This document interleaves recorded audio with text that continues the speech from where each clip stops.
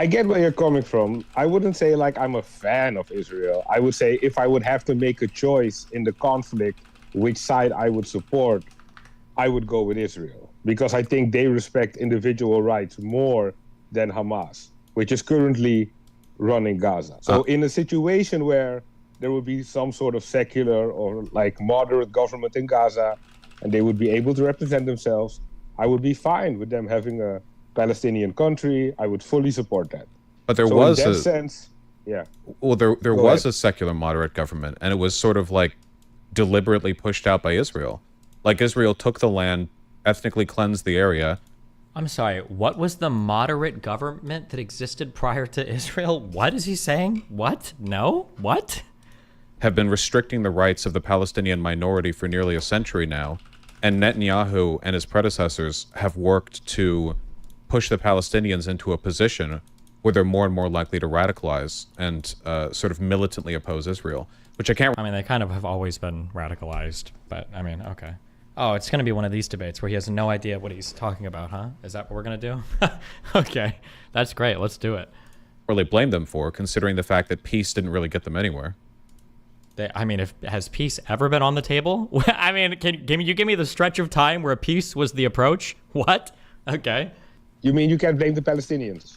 Yeah, I can't really blame the Palestinians for thinking that, like, militant terrorism is the only potential solution for them, considering the fact that, like, there were decades of, like, Palestinian Authority and efforts at peace talks, and it seemed like no matter what happened, just the Palestinian rights got eroded further and further.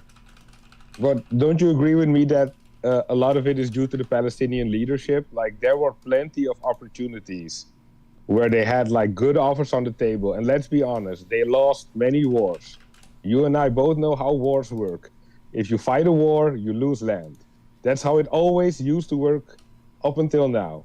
Well, so if you lose like 3 wars in a row and you still get offered 92%, like, that's a pretty good deal. Wouldn't you agree? Well, that's not what happened. The area was controlled by the British Mandate, and when they decided to engage in the Zionist project, they engaged in the Nakba, and they deposed hundreds of thousands of people. A process which began before there was even any direct conflict. Like, this opened with ethnic cleansing. He's just before any conflict? There was conflict here from the late 1800s when the first Zionists started to move to the region, Vaush. What do you mean? There's literally whole sections about the Arab riots from 36 to 39. There's whole sections about Zionist violence from 40 to 44. There's the whole, capped off with the whole King David hotel bombing. There was fighting from back and forth from both sides for like 40 years at least. What do you mean? Like, it was just violence came out of nowhere. It's like and then suddenly Palpatine returned, and then suddenly the Nakba out of nowhere. It was all people living in harmony. Why are we watching this? Why am I watching this video? This whole video is just gonna be him saying dumb shit. He doesn't know anything about this, which is fine, by the way. But why would he debate it then? And since then, Palestinians have sort of lost, but I don't really believe in might makes right. Like, I don't think that because you've won a war of conquest, you get to just indefinitely genocide the less. Wait, hold on. Might makes indefinitely genocide. We're not talking about genocide. We're talking about ethnic cleansing, number one. Number two, you don't believe in might makes right. I mean, well, how were the Arabs going to get that land? It was because they agreed to backstab the Ottoman Empire with the British. Isn't that kind of like another might makes right argument? Isn't that what that kind of deal was? But it's our ethnic root. Well, a lot hangs on the word conquest there. So you're saying that when the Nakba started, it wasn't triggered by anything. It was just Israel just came in, threw those people out. There was no aggression initially from the Arab states surrounding. There was no... This guy's phrasing the question so leadingly. He shouldn't say there was, because now Vaush knows that he fucked up. Is this Vaush's I'm reading another webpage look because I just got completely blindsided by a statement that I didn't know I was going to be challenged on? What a wild statement to say there was no violence or anything preceding the Nakba. There was no aggression initially from the Arab states surrounding. There was no disagreement about the peace deal. There were no Arab resentments about this Jewish state in their midst. I don't like Is that what you're claiming? I don't like the implication that Palestinians and everyone associated with them has to be perfect and peaceful at all times. Or what a nice pivot. That's not what he said. Do they have to be perfect and peaceful? He's just asking if any violence preceded al-Nakba. That was a very simple question. Or it's justified to do a genocide against them. Like, Palestinians and the Arab... Wait, what is the genocide? It was an ethnic cleansing, sure, but genocide? if it was a genocide, we wouldn't be talking about them today. They would have all just been death marched like the Armenians. There would be no Palestinian crisis. They would just be dead Palestinians. Even if we were to accept the idea that like the Palestinians have consistently been the ones to engage in aggression, which is simply not true. The opening of this whole thing, the Nakba, was predicated by scuffling in the area between like Jewish, British, and Arab groups, but the mass violence was absolutely put forward first, by the Israelis with the sort of like implied permission of the British mandate. But even with all you think the Israelis had permission to kill all of the Arabs there when the Brits were trying to desperately make peace between both sides? If that's the case, Vaush, then why did the British limit Jewish migration to the area? Why did the British say, sorry, motherfuckers, you guys are fighting too much, no more Jews immigrating? Like, why do they have an arms embargo? Why were Jewish people smuggling weapons in from Czechoslovakia in order to get shit down there because the British banned it? What do you mean? They were under the British's. I know why. I'm saying, what do you mean? But in reality, Vaush has just read Twitter headlines summarizing all of this, and now he feels confident enough to go and debate this guy. Holy shit. All that taken, like, acknowledged, right now Israel has the power, and they're using that power to commit genocide and to commit an ethnic cleansing. Nothing justifies that, even if the Palestinians have in the past been antagonistic to the concept of their own removal. I don't like the use of the word genocide because I don't really find the proof for it.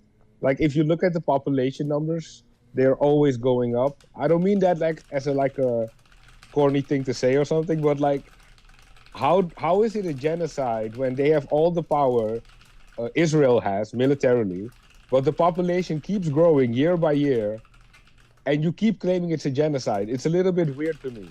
Well, the population doesn't necessarily have to decrease for the genocide. But even by the UN definition, it could be like to impose measures intended to prevent births within a group, or to forcibly transfer children, or to attempt to bring about the physical destruction of a group. The reason that the population's been exploding is because a lot of Palestinians are crammed into an open... Okay, so show that intent, Vaush.